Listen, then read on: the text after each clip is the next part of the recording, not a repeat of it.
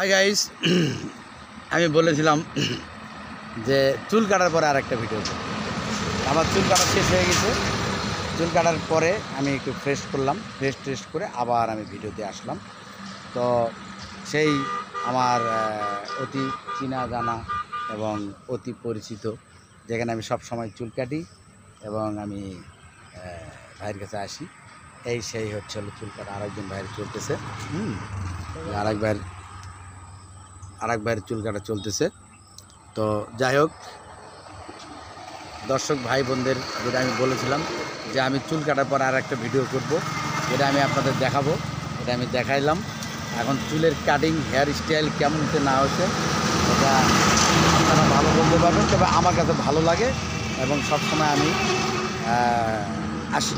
এটা আমি যখনই চুল একটু হয়ে যায়, নিয়ন্ত্রণের বাইরে চলে যায়, তখন আমি একটু করার জন্য আসি, চুলটা কাটার জন্য আসি। যাই হোক, আজকে আমি আপনাদের যেটা কথা দিয়েছিলাম যে চুল কাটার পরে আমি কিন্তু আপনাদের সামনে আবার আসবো। তো এই জন্য চুল কাটলাম, চুল কেটে আমি আবার মনে করেন আমি আপনাদের সামনে হাজির হলাম। এবং এই শামসুল ভাইয়ের সেলুন, ওনাকে আমি মেম্বার করে ডাকি, কারণ একবার মেম্বার নির্বাচন করছিলেন। এই শামসুল মেম্বারের এখানে মনে করেন আমি আবার আপনাদের সামনে এসে জিনিসটা জানাইলাম যে হ্যাঁ, আমার চুলটা কাটা হয়ে গেছে, আমি ফ্রেশ হয়ে আমি আবার আপনাদের কাছে ভিডিও দিয়ে আসলাম। তো যাই হোক, আপনারা ভালো থাকবেন, সুন্দর থাকবেন, সুস্থ থাকবেন এবং পছন্দ মতো জায়গায় চুল কাটবেন। কেন জানেন, চুল কাটা একটা মানে মনের তৃপ্তির ব্যাপার থাকে। তো মনের তৃপ্তির ব্যাপারের কারণে কিন্তু আমি চুলটা এই জায়গায় কাটি। এটা হলো এক নম্বর। দ্বিতীয়ত ব্যাপার হলো যে গোবরেও কিন্তু পদ্ম ফুল ফোটে। কারণ উনি কিন্তু আগের ভিডিওতে বলছিলেন তার এই অভিজ্ঞতা দীর্ঘ 20 বছর। তো 20 বছর কিন্তু 20 মাস না, 20 দিন না, বিশাল ব্যাপার কিন্তু 20 বছর।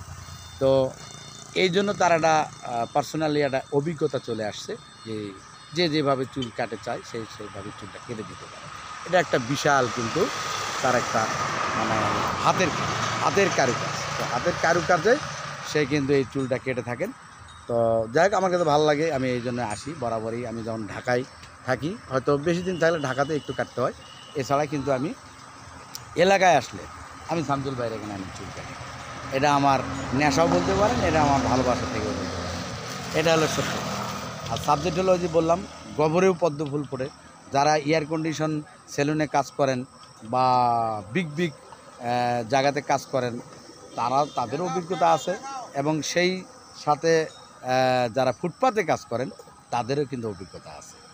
এখন যেভাবে নেয়, যেভাবে করে, হয়তো তাদের ওখানে চুল কাটতে লাগে মনে করেন আপনার 1000, 2000, 5000 টাকা বা 3000 টাকা, কিন্তু ওই সমস্ত জায়গাতে তো সবাই যেতে পারবে না। কিন্তু দক্ষ কারিগর কিন্তু এখানেও থাকে, ফুটপাতেও থাকে। তাদের কাছেও যদি একটু সুন্দর করে ডিসকাস করে দিয়ে যদি কাজ করা যায়, চুল কাটা যায়, আমার মনে হয় তাদের চেয়েও কিন্তু সে কম কিন্তু ভালো করবে না, অবশ্যই ভালো সে চুল কাটতে পারবে। এটা আমার বিশ্বাস থেকে বললাম, কারণ আমিও দীর্ঘদিন এলাকায় আসলে তার কাছে কাটি, আর ঢাকায় গেলে আরেকটা ছেলে আমার তৈরি করা আছে, এলা আবার নিজে হাতে তৈরি করা হয়, কীভাবে কাটবেন, কীভাবে কাটবেন ডিসকাস করে নিতে হয়। তো সেই ডিসকাস থেকেই কিন্তু আমি কিন্তু এখানে কিন্তু করছি, আমি চুলটা কাটি যখনই এলাকায় আসি এবং আজকেও কাটলাম। যাই হোক, ভালো থাকবেন, সুস্থ থাকবেন, সুন্দর থাকবেন। আর শামসুল ভাইয়ের জন্য দোয়া করবেন, উনি 20 বছর ধরে হেয়ার কাট করতেছে, আগামীতে যেন আরও ভালো কিছু করতে পারে। যাই হোক বন্ধুরা, ভালো থাকবেন, সুস্থ থাকবেন, সুন্দর থাকবেন। আল্লাহ হাফিজ।